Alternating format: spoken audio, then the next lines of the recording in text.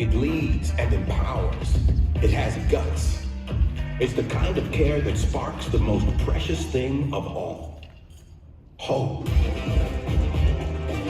This is the care that started with one idea and will endure for thousands. Care that doesn't know the meaning of impossible.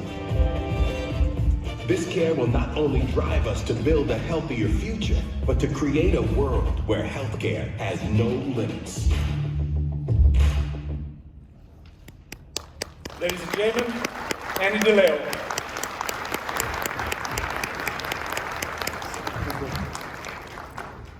Good morning, everyone. Good morning. All right. Your good morning before was better than that, so let's try this one more time. Good morning, everyone. Good morning. Awesome. So again, as the kind introduction was, my name is Andrew DeLeo. My name DePluer is Cancer Geek. And I want to first start out and say, I'm just incredibly humbled at the privilege to spend this morning with you. To think back to the year 1999, when I graduated with a Bachelor's of Science in Radiation Therapy. If you would have asked me back then, would I ever have the opportunity to stand on stage at the ASRT and give a keynote? I would have said no. And so for me, today has a very deep meaning because this is inherent to everything that I am and really what the world of medical imaging and radiation therapy has given to me. So hopefully I will do all of you justice in having this conversation this morning. So with that, as we always start out with financial disclosures, a lot of them were already discussed this morning in the introduction. I do sit on some of the subcommittees within the American College of Radiology. I also am a former associate editor for the Journal of American College of Radiology. I've worked with investment teams to build over 25 comprehensive cancer centers and 150 risk reduction facilities between the US and mainland China. I also sit on the board of directors for a proteomics company called Theralink. And my day job is I am the Chief Strategy and Marketing Officer for GE Healthcare.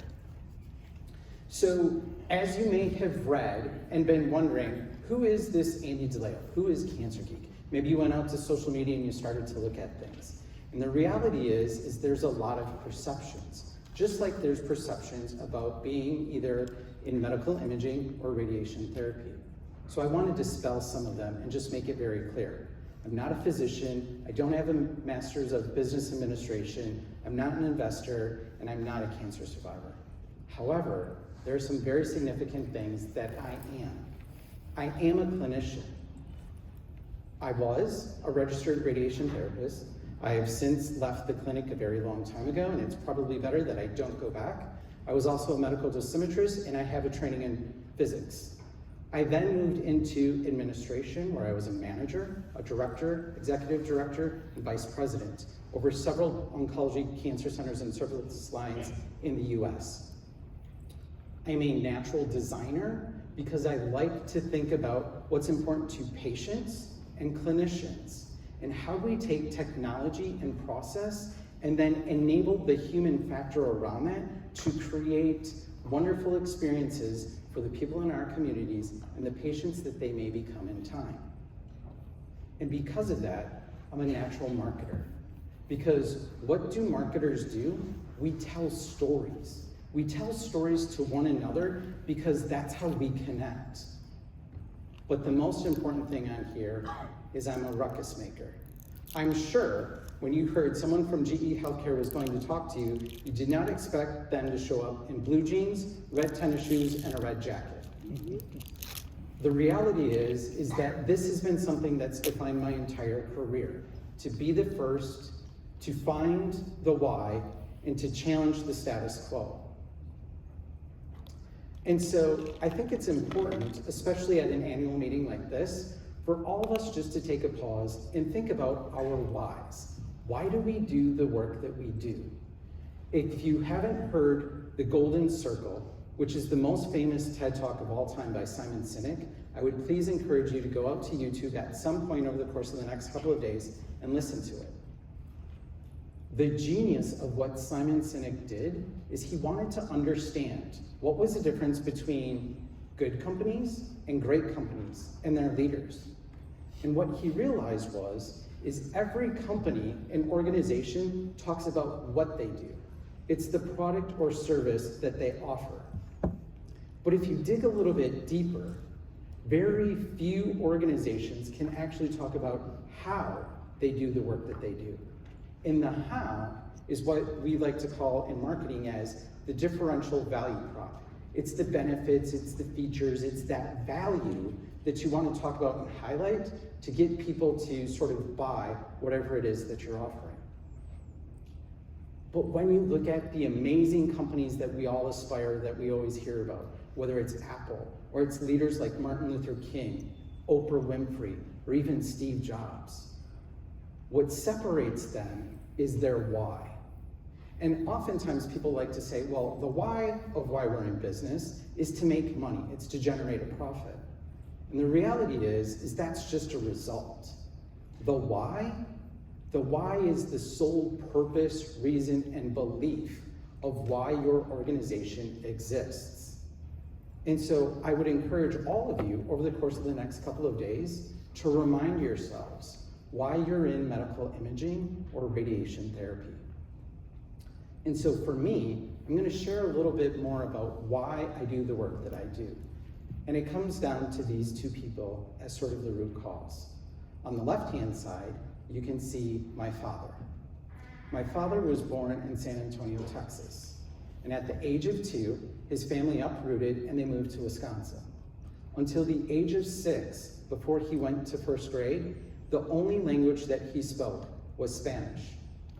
By the age of 10, his father was in a sanatorium, and a few months later passed away. By the age of 14, his mother died in his arms at home of liver cancer. Between the ages of 14 and 17, he bounced around between his 5 brothers and sisters, where just before his 18th birthday, he figured out a way to enroll in the Marine Corps. He spent 2 tours in Vietnam. He came home, he met my mother and got married. He did do some college, but he never finished because he made the choice that it was more important to put food on the table and take care of my mother and I. In contrast to that, my mother was born in the Upper Peninsula of Michigan. She did go to college, she's a nurse.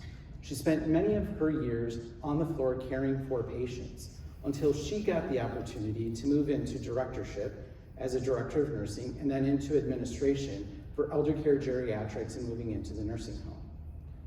And so it's this contrast between these two worlds, between Latinx and Caucasian, between my mother and my father, between blue collar and white collar, that has really driven most of what I do and why I listen to people, try to understand their point of view, and figure out if we need to challenge the status quo. Which brings me to the next part of my story, which is my Aunt Delia. When I was a student in radiation therapy, she was diagnosed with breast cancer. A few years later, when I was working one of my first jobs, I was in a family conversation and they were talking about my Aunt Delia, and she was experiencing a lot of pain. She had seen multiple doctors and they really couldn't get to the root of the cause. And so I mentioned something to my father about, have they thought about getting her a bone scan? Because what it kind of sounds like is that the pain is radiating from her back, and she might unfortunately actually have metastatic breast cancer. My dad went ahead and conveyed that to the rest of the family. They got the bone scan, and unfortunately, my hypothesis was correct. She in fact did have metastatic breast cancer. And I'm happy to say that by her choice, she decided to be placed in hospice, and she passed away at home surrounded by her family and friends. Fast forward to 2013. I'm on the road. It's been about 2 weeks since I've seen my father. And I get a call and I can tell instantly that something's wrong. And my mom, being a nurse, as much as I love her and I love nurses, sometimes she just ignores what he's saying. So I flew home, and as soon as I saw him, I knew something was wrong. He had dropped 25 pounds since the last time I had seen him. It had been over 2 weeks of him seeing multiple physicians And so I took over. And within 72 hours, I was able to get my father a diagnosis. Unfortunately, again, he was diagnosed with metastatic pancreatic cancer. But this is where my father left me my last gift. He reminded me of listening to people and understanding what their expectations are and being able to deliver on it. So from the time he was diagnosed to the time that he passed away, it was 6 weeks. But he did it on his own terms, with dignity, at home, being surrounded by his family. Which brings me back to the biggest word in the English language. It's made of 2 letters. It's if. And what my dad reminded me is that at the end of our life, as we're looking back on our journey, it's the would've, should've, could've that really gets to us. And we need to remember our why, so that way we don't have to worry about the if I would've only, or if I could've. It's about saying yes and leaning into those opportunities and finding where it makes sense to challenge the status quo. Which brings me to my genius. So someone asked me kind of about my career and what that looks like. So as I said, I did a lot of sort of firsts. But in 2008, a board of directors of a cardiology hospital approached me and said, can you build out an entire oncology service line? I was young, and I said, yes, I can definitely do this. And I'm happy to say, $25 million project, which I was actually under budget. I was given 8 months in the dead of winter of Wisconsin, and I was able to pull it off, that I built a 50,000 square foot comprehensive oncology center. But the genius was I was able to go from, I think I have cancer, to treatment options in 72 hours or less, if a patient wanted to go that fast. And that's the genius. The genius is giving patients the power to choose. Which brings me to cultural shifts. Because we have to think about the time in which we live in today. The context of 2023 is very different than the context I was just talking about in 2008. And the reason why that is because there's cultural shifts that happen. And a lot of that is enabled by technology. So by a show of hands, has anyone ever heard of the Great Manure Crisis of 1894? I didn't think so. This is actually something that's real. And the reason why it's important is because it talks about the evolution of technology. So in 1894, the City of London realized that they had a horse manure crisis. Because if you think about it, the way that people traveled back in the 1800s was by horse. The way that you got your goods and services were by horses. And I'm not sure if anyone else is an expert on horses, but on average, horses produce between 20 and 25 pounds of manure on a daily basis. So what the City of London realized was they've got 100,000 horses. You do the math, and you know how much horse manure that is. And they didn't know what to do with it. So they called their friends in New York and said, hey, we've got this crisis, do you have a solution? And the leaders in New York said, no, we actually have the same sort of challenge going on. So they decided to get together and have a summit to talk about this crisis and figure out how they were going to overcome it. They continued to meet on an annual basis for the next 4 years. And the challenge was they couldn't come up with a solution. The good thing is that in 1912, a gentleman by the name of Henry Ford actually figured out how to solve it. He figured out how to create the assembly line, mass produce Model Ts, and everyone started to drive automobiles instead of horses.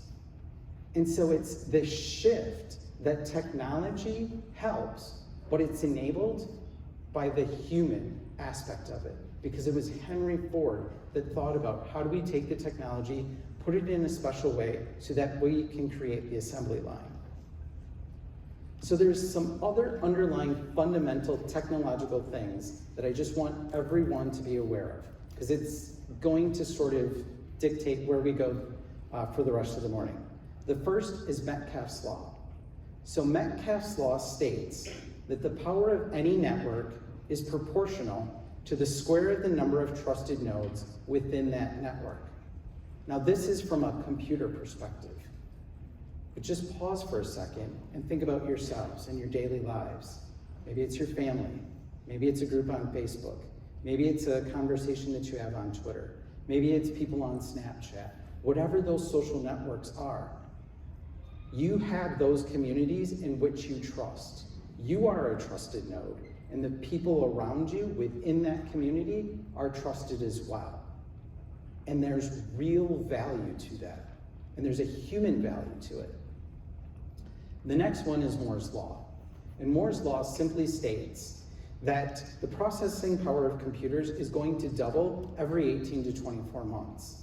And this has continued to be true to this day. So what happens when you take all of these technological laws and you put them together? Well, I'm actually going to have my friend Arthur C. Clarke share his perspective of this.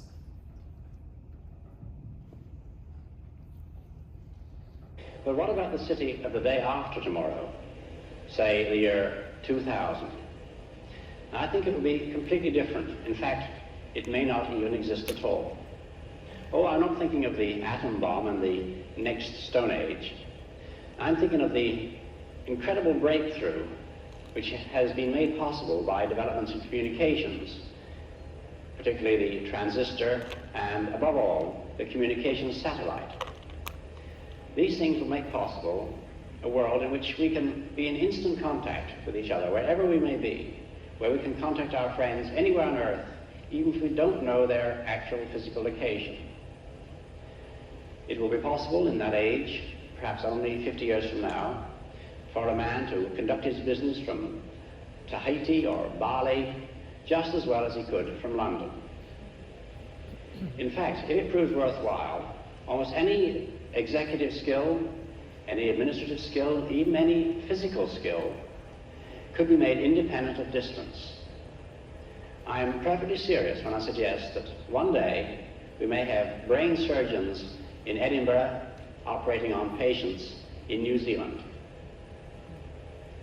When that time comes, the whole world will have shrunk to a point, and the traditional role of the city as a meeting place for men would have ceased to make any sense. In fact, men will no longer commute, they will communicate. They won't have to travel for business anymore, they'll only travel for pleasure. I only hope that when that day comes, and when the city is abolished, the whole world isn't turned into one giant suburb. Now think about that. 1964, you probably couldn't predict the pandemic, but if we think of how we work today between Teams, Zoom, Google Meetings, when we think about the ability of sharing knowledge, or we even think about there used to be this thing around 6 degrees of separation, but through social platforms, it's 2 or less. And if we think about that, there's over 8 billion people in the world as of November is when we hit that tipping point. And when we think about that, we know that over 60% of the world's population is on a social media platform. That's 4.9 billion people. If we fast forward to the year 2027, it's going to be nearly 70% of the world's population will be on a social media platform and be using it worldwide. Now, oftentimes when we talk about social media, we think, oh, it's a young person's game. But the reality is when you look at the statistics between 18 and 49, yes, greater than 80% of the world's population is part of that demographic. But what's really interesting is the 65 and older. It's 45% and it's continuing to grow. We know that there's a ton of platforms out there. And the average US person is on 7 different platforms. Globally, if you expand that, there's a little over 8 platforms that people are on. But how do we connect? What does that look like? And so if you just summate tablets and phones, that equates for almost the way everyone connects. Just think about that. If we would have gone back 10 years and we would have thought about, will the desktop computer end up dying as the way that we connect and interface? We may not have necessarily foreseen that it's less than 2%. And so for all of us, we need to keep that in the back of our mind, that when it comes to the world of medicine, that it's a mobile-first strategy. I mean, there's a really good example called V-Scan, where this is an ultrasound probe. Instead of having a huge device, I can connect this to my iPhone, and in real time, I can go ahead and I can scan someone's carotid artery, and I can get a diagnosis, because it's a mobile-first environment. But time is essential to all of us. I know that my father and my aunt and others were taken away from me early on. And so how much time are we spending connecting to others through social media? Well, in the US, it's over 2 hours. It's 2 hours and 7 minutes. Now, if we think that the average lifespan is about 73 years, that means just under 6 hours of our life is spent on social media. I don't know about you, but for me, that's mind-blowing. And what's even more mind-blowing about this is the rate in which we are adopting this type of technology. So Instagram, it took them 2.5 months to reach 1 million users. By a show of hands, how many people in here have tried ChatGPT? All right, you'll notice some of the images that I'm using were actually created through ChatGPT, or actually DALL-E to be precise. Does anyone know how quickly ChatGPT got to 1 million users? 5 days. 5 days. Instagram, 2.5 months. ChatGPT, 5 days. So what does this mean to the world of medicine? Well, it could be like this cartoon. We discovered X-rays, then we got CT, then we got MR. Now we're deciding to put AI and they replace the human radiologist, and then next is the singularity. And the human race has just ended as we know it. Now, that's a very bleak depiction of what the future could be. And it's not the future that I believe in. The future that I believe in is different. And the future that I see is really established on the human ability, on all of us in this room, on what we do and the choices that we make and how we decide to implement and use technology. And the way that we do that is through art. Now, you may be sitting here and saying, I'm not sure I understand how medical imaging or radiation therapy relates back to art or being an artist. Well, my mentor, Seth Godin, defines an artist as creating something risky with the generosity to touch someone else to make a change for the better. And if you think about the opportunity that we have on a daily basis to touch and interact with patients or our fellow colleagues and coworkers or physicians or other people in the community, that is the risk that we take. We're taking a risk to connect with them, to do something generous. And that's really what being an artist is. But for me, it's also important to understand the words that we use, because the words that we use build the world that we envision and help determine the journey of our future and what that looks like. And so to me, I'm very, very sensitive about the words that I use and the choices that I make, because semantics matter. So a lot of times people say doctors or physicians interchangeably. You will notice that by and large, I always use the word physician, and there's a reason. Because a doctor is someone who's licensed to practice medicine, but a physician, they're skilled in the art of healing. Now, if we take this one step further and we think about the words that we use for the people in our communities and the patients that they may become, those semantics start to shape a very specific outlook. And so when we think about patients, it's someone that we're doing something to. They are receiving some type of care. It's almost kind of like this passive relationship. But now if you open up articles, you hear things about, consumerism in healthcare, and how patients are becoming customers. But if we think about the definition of a customer, it's someone who buys a good, a product, or a service. And I don't necessarily know that when I'm feeling bad, maybe I've fell down the stairs and I broke my arm or my leg. To me, that's an acute situation, and I don't think I'm actually going to be able to shop for my care. I just want to get fixed in that moment.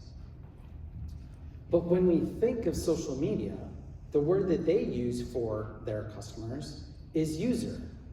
And it's interesting because Edward Tuff is famously known for saying that there's only two organizations or two sort of aspects in the world that talks about their customers as users: software and illegal drugs.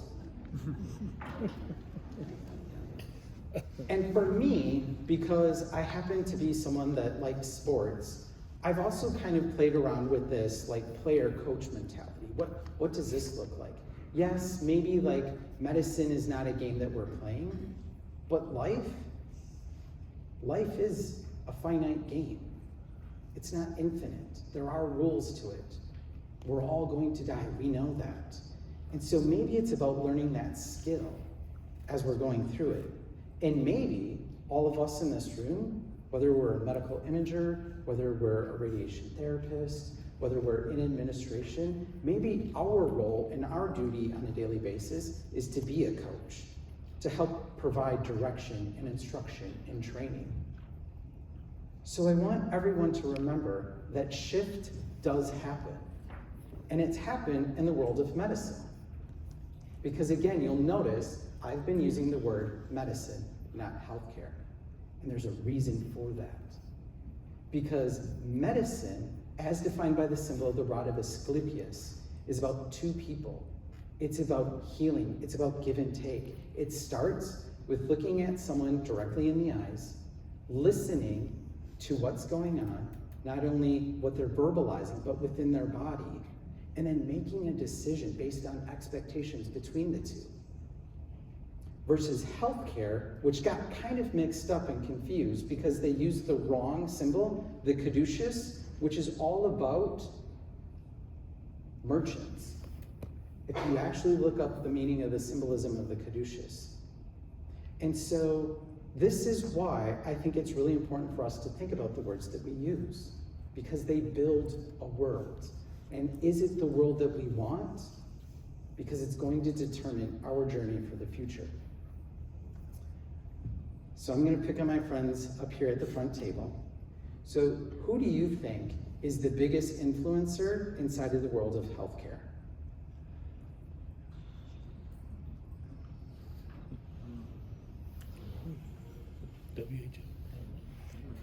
I'm just going to take a guess. The NIH. All right. So I have asked this question for 15 years. And I don't think ever once I've heard an answer repeated, which means in general, no one can actually decide on who the biggest influencer is, which means I'm giving the talk so I get to decide who it is. I believe it's this gentleman, Henry Ford. And if we think about it, and what I talked about earlier on, Henry Ford figured out how to create an assembly line.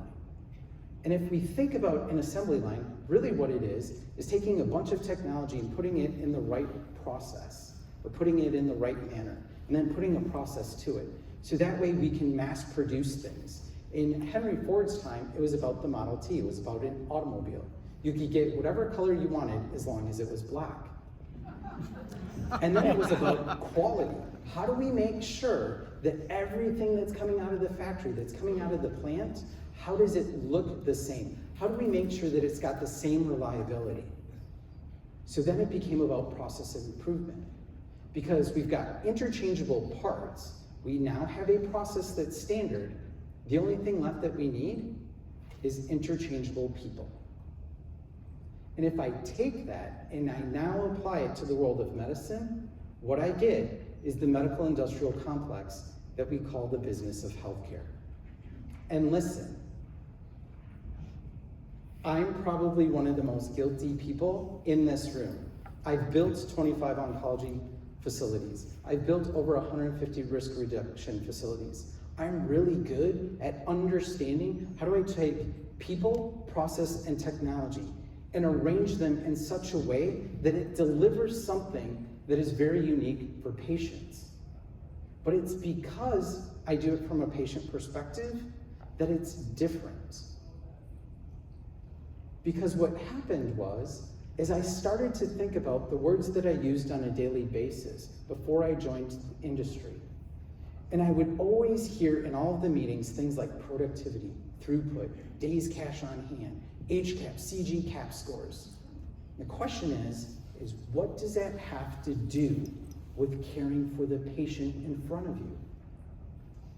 And really, because of those words, what we were able to do is we turned our greatest minds into nothing more than obedient workers that were just smart enough to follow the rules, run the machines, and file the paperwork. And if we think about burnout, and we think about a lot of the topics that we hear about today, it's that very reason, because of the words that we used, that's created this world. And when it comes to process improvement, we decided that we were going to measure healthcare. But all we've really done is we've accelerated to the mean, scaled to become average, and normalized to mediocrity. I don't know about you, but when I'm sick or one of my loved ones is, I don't want mediocrity.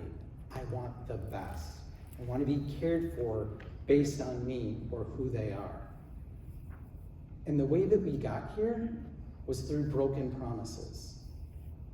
We were told that if we removed the physician, the PhD, the MD, PhD, and the Masters of Science from our leadership teams, and we decided to replace them with the MBA and the BAs, we bought their BS, that they would run our healthcare more effectively and efficiently.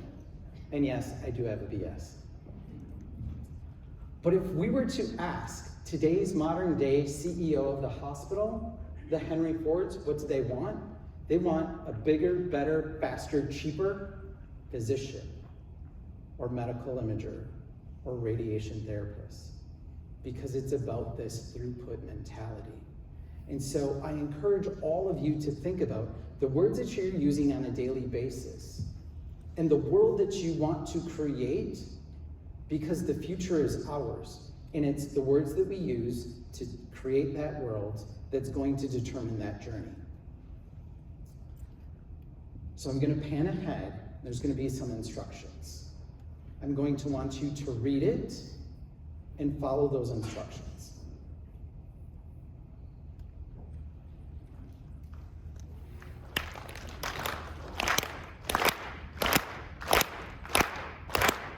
Stop. So that took about 10 seconds. I've been doing this for about 15 years, and on average, it takes about 10 to 12 seconds. Don't tell my physician friends this, but sometimes with physicians, it takes about 15 seconds. But that's okay. But what's interesting about this is not once have I ever seen anyone in the front corner stand up and yell back to someone on the back corner of the room and say, hey, this is the rhythm, this is the beat that we're going to use to clap. Magically, within 10 seconds, we just get in the same rhythm, the same unison. Why is that? It's because we're human. Because humans want to connect. We want to know that people like us do things like this. People that have a background in medical imaging or radiation therapy decide on an annual basis to come together as a community and connect, to share, to learn, to trade our stories with one another. Because we're human. We are artists. Which brings me to the economy story of where we live today. It's something that's called the experience economy. And it's actually in the midst of transitioning right now to the transformation economy. So think of the experience economy in terms of connections. Again, I'm gonna go back to my mentor, Seth Godin. In a world of abundance of choice and endless options, there is a premium on attention and trust. Now remember, earlier I talked about Metcalfe's law, about being a trusted node. This is why it's important. Attention and trust. So there's a famous paper that was published in the Harvard Business Review back in 1998 by two economists. And what they did is they wanted to explain economics in a very simplistic way. How did we transition from goods, or from commodities to goods, to services, to an experience economy? And so the way that they told this story was through baking a cake. So if you want to bake a cake, you can go ahead and you can do this for about pennies on the dollar. You just need to go out and get all the ingredients. Flour, sugar, butter, oil. Maybe if you're gonna put some frosting on it, you need some butter and some powdered sugar and other things. And it takes a lot of time, because then you have to bake the cake, and then you have to decorate it, then you have to send invites out and hope people respond, then you have to have the party, then you have to clean up after the party, and it's just a lot of work. And then we go back to work and we're busier because we've got more production and more throughput. So we had to go from commodities to having a good. So now for $3.50, I can go to the local grocery store or Kroger or Walmart, and I can get a box of Duncan Hines or Betty Crocker, and all I have to do is add some eggs and maybe some oil. I still have to do the entire process. So now the birthday party happens, and I go back to work for the next year, and I get increasingly busier. So now I need a service. So now for about $20, I can go to the local bakery or Walmart or Kroger, and I can get a birthday cake made for me. Still I have to clean up after the party, and there's still a lot of work. So I go back to work, and again, there's more pressure being put on me. So now I can outsource the entire birthday celebration for about $200, where my child and all of their friends get to meet a big mouse dressed up and have pizza and play games with Chuck E. Cheese. So fast forward to 2004, and Fred Lee said, I think there's something around this experience economy. And he wrote a book that's entitled, If Disney Ran Your Hospital.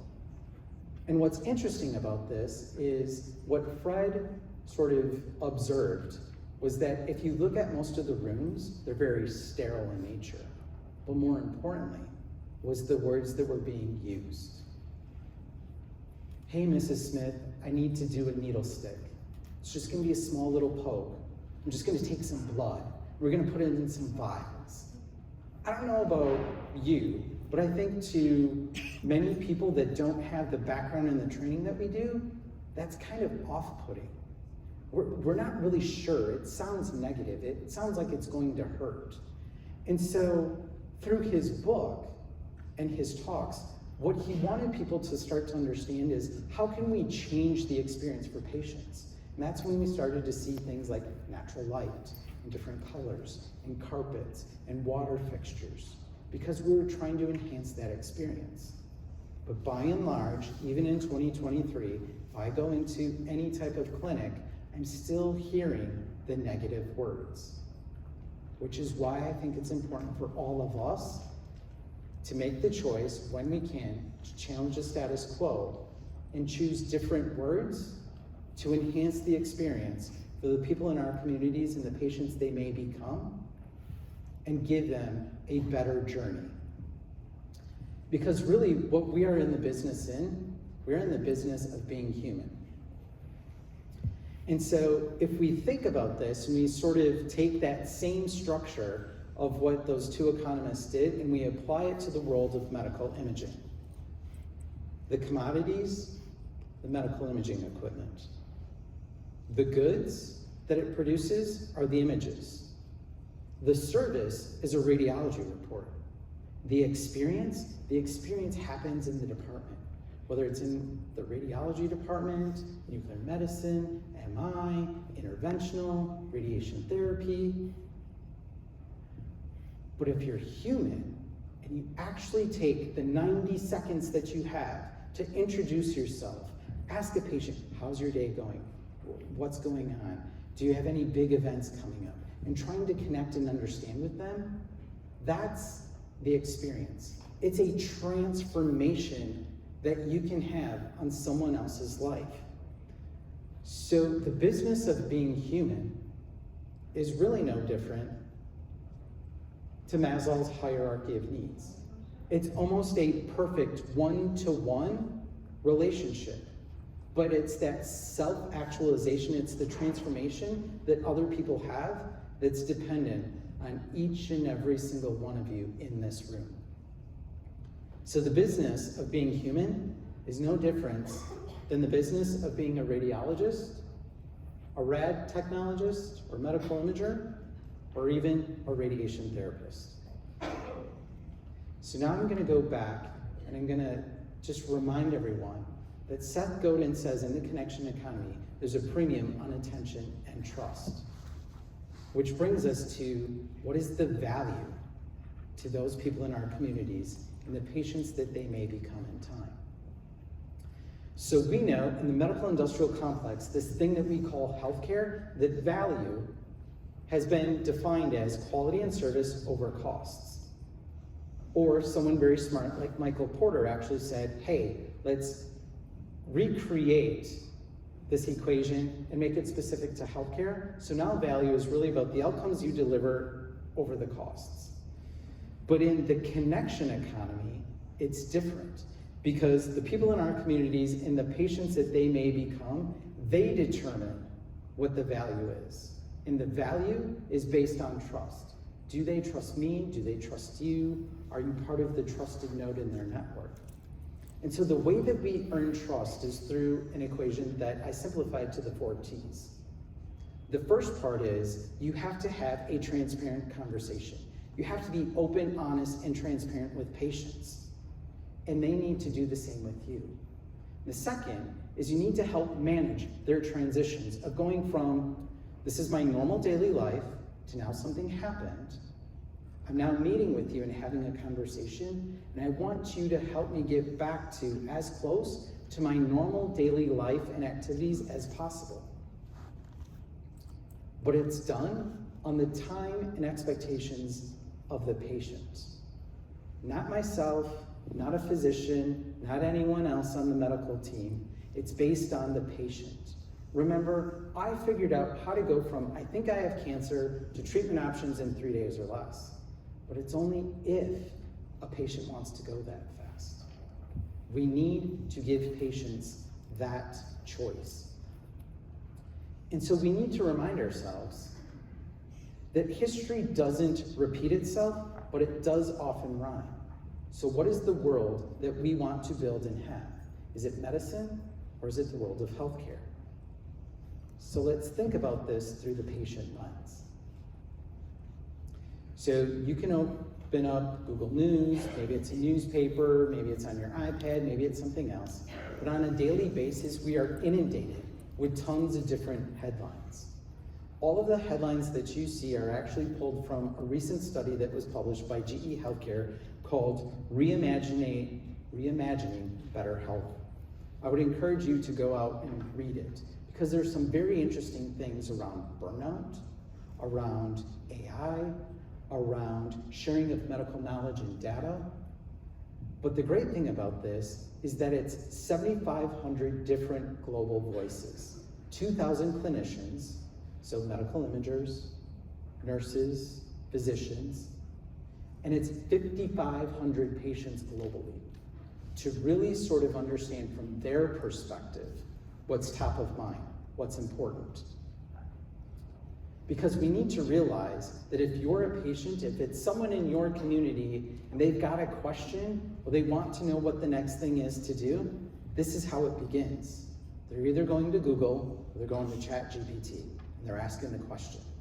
And as soon as they get the response, the next thing that they do is they're picking up the phone, they're either on a social platform or they're talking to one of their friends or families or colleagues, someone that they trust in that network, and they're asking them, hey, this is the answer that I got. What do you think? Do you know anyone? Where should I go? What should I do? What are your thoughts? And then after that, maybe they'll decide to do some additional digging. Maybe they'll start to look at the guidelines. But the challenge is, not all the guidelines always agree with one another. The American College of Radiology has theirs, NCCN has theirs, the American Cancer Society has something different, there's USPSTF. So now if I'm a patient, I feel like I'm just like this lottery ball being tossed around with all this information. And I'm not really sure like which one is the right piece of information. Sometimes it's like shaking that magic 8 ball and like, oh my gosh, ask me later. All right, let me shake it again. Because for patients, we don't know, do we go forward, do we go backward, do we go left, right, do we go around? Like, where do we go? We just throw our hands up and we say, now what? Now what do we do? Because we've got these inherent challenges in this world that we created called healthcare. Yes, people understand what the benefits of screening are, but we live in a fear-based world around litigation. And if you don't do something, maybe I'm going to get sued for it, or maybe I'm going to get called out, or maybe I'm going to get a really bad survey report. Because we live in a world that's based on the more you do, the more that you get paid in fee-for-service. And we know that not all physicians agree on the guidelines. Primary care thinks one thing, radiologist thinks another, cardiologist, nephrologist. All of the ologists have their own opinion on what is the truth. But yet we're trying to engage in our patients in decision-making. And the reality is that patients are hesitant to share all of their medical information and data because they don't trust that they're actually going to get the right responses. And so this is the opportunity, the me in medicine. Think about that for a minute. Without me, you literally cannot spell the word medicine. So how do we put the me in medicine? Well, I'm going to start, again, by going back to my father. As I said, he went 2 weeks without a diagnosis. He had multiple imaging studies. We had multiple discussions on costs. He met with 7 physicians, had a stent, 8 biopsies, 3 lesions, and 1 scrapped treatment plan, and multiple drives over an hour. But the problem is there was information that was deep in his medical record, and none of those 7 physicians stopped to ask my dad about his history. And if they did, they would have realized something that I told all of you. My father was a Marine. He spent 2 tours in Vietnam, and he was exposed to Agent Orange. And there's a correlation. If you're exposed to Agent Orange, you have a higher propensity of having pancreatic cancer. And so this is why, to me, the reason why I do the work that I do is so important, because the words that we use build the world that I foresee and determine the journey for the patients and the people in our communities. And the world in the future that I see is care being delivered at the N of 1. So what does the N of 1 mean? My logo is a reminder that we need to be there for patients. I designed the logo to look like a bow tie, something I wear a lot. But if you look closer, you'll see that the bow is actually an elongated letter N, and the vertical lines are actually the number 1. When you put the N and the 1 together, you get my hashtag of how I end all of my talks, N of 1. N of 1 means personalized care. It's a symbol of my hope for the future of all care, and it's a promise that we should never give up on our patients. This is care at the N of 1. So this is care delivered at the N of 1. And we need to remember, like Seth Godin said, we need to be willing to do something that might not work, and the more that we do that, the closer we get to becoming an artist. And so for all of you, on a daily basis, you need to remember the ABCDs, which is always be connecting the dots. And it's important because if you're always connecting the dots, you become the trusted node in the network. And those networks become multiple and they expand. And that's what I encourage and I need all of you to do. And how do we go about doing that? Well, it's about building communities or building tribes. So this happens to be an example that actually happened on social media. So Ellie is someone that I met. She's a breast cancer survivor at age 47. But for the past 9 years, she never knew she had dense breast tissue until the radiologist noticed that, called her Saturday evening and was like, Ellie, you have dense breast tissue. And she was like, oh my goodness, like, what is this? What does it mean? And so she was so happy and delighted because that physician realized she had never been told that information. And now it determined a different journey for her and her future of when she should be screened and how she should be screened. Or my friend, Dr. Harry Job, who's a body imager at University of Penn. We've talked about how do we create patient-centric radiology reports. Maybe it's about having the picture of the radiologist, or maybe it's even of the medical imager. It's having a short summary in layman's terms to really understand, like, why did we do it? What were we trying to find? And did we find it or not? And what are the next steps? Maybe it's got a cell phone number in there, and maybe it's got an image, because words matter, but pictures tell even a more powerful story. Or maybe it's about redesigning the entire care experience and actually making something like a CT or an MR or a PET less scary. Maybe it's about transporting children and adults into a different world and letting them become a character in that story.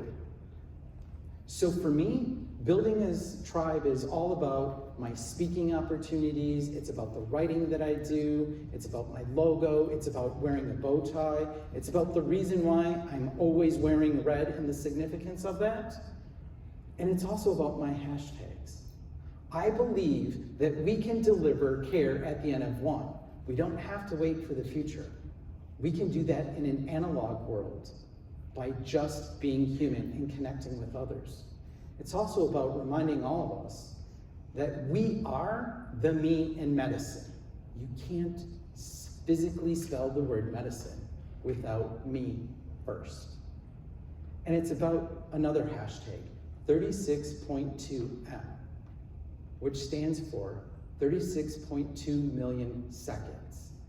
It's the exact number of seconds my father spent on this world. And it's a reminder to me that life is short and it's fleeting, and I need to make every single second count if I'm going to make my dent in the universe. But it's also about sometimes trying things and they're not working. So at some point in my life, I thought it would be a really great idea to try and get people to understand what is the value of trust. So I created coins and I started handing them out. It was a flop. It's also about trying to get people to understand that N of 1, it's about you, it's about me, it's about being cared as Andy DeLeo, not as a group of people that have similar experiences to me. It's also about the observations that I have and getting them out there into the world through a podcast. It's also about having a pledge that's both for clinicians and patients that say, I pledge and I sign up to make sure that care is delivered based on me, the me in medicine, and it's at the N of 1. It's about the observations that I have and the privilege of working for GE Healthcare and being the Chief Strategy and Marketing Officer, but also being able to come to communities like this. It's also about taking big risks. 2 years ago, I worked with a company called BBDO.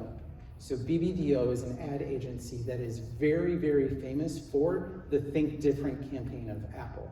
And it was my dream at some point to work with them. We created this for breast cancer awareness. It was placed in Boston Logan International Airport. And believe me, when the leaders at GE saw this and got wind of it, they were not very happy. They thought it was too cheeky. But my pushback is it's not for you. It's not for a white male. It's actually for women that are susceptible to breast cancer. And as long as they like it and they interact with it, That's all that matters. And so it was a risk I took, and it paid off, thankfully, because I still have a job. But that's why we're here. That's why I'm here. That's why we're all here. We're here to make our own dent in the universe. And so the way that we do that is through 8 simple rules. So my question is, are there any movie buffs out there in the audience that have ever seen the movie Fight Club? Show of hands. All right. So what are the first 2 rules of Fight Club?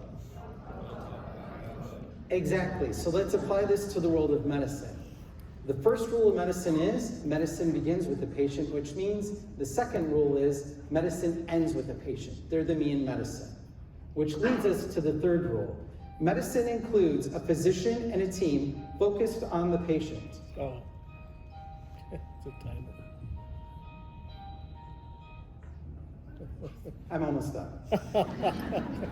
Which leads us to the fourth rule, that you can only focus on one patient at a time. You cannot multitask. So if a patient decides to provide you with the value of their attention and trust, please, please, when you walk into the room, turn off all rings, dings, pings, and other things. Because I fundamentally believe that if radiologists and pathologists and medical imagers and radiation therapists step out of the dark and into the light, and we own our words that builds the world that we want, it can determine a journey and a future at the end of one. Because we need to remember that technology is supposed to enable deeper and meaningful connections. It should always remove the silos and complexity. And if it does, we are the humans that need to ask the difficult questions and challenge the status quo of why are we doing this? It doesn't make sense. Because it's about the value that we provide to patients. It's through the 4 T's. Trust is equal to transparency, open and honest conversations. It's about managing the transitions from my active daily normal life to something that intervened with that and getting back, but it's done at the time that I want as a patient. So my closing thoughts, please remember, medicine begins here, begins with the heart, begins with the color red. And remember, we only have 2 gifts to give in our life. One is love. It's about doing something generous that may not work, that is risky, and it's about connecting with someone else. And the second is time. Our lives are finite. My dad had 36.2 million seconds on this earth. Time is the one thing that you can give, you can't get back. You can't ask for a return, and you can't go back and buy more. Once it's gone forever. And so please remember that people aren't our greatest asset. People and humans are our only asset. So with that, I want to thank you for your time and attention.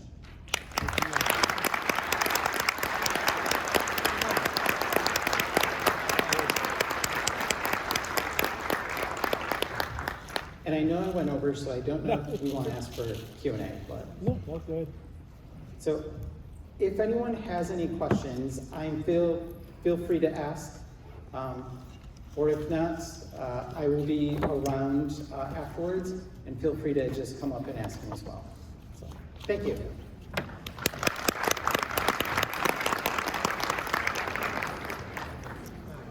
That's good. Yeah, not bad. Entertaining. Nice job too, by the way.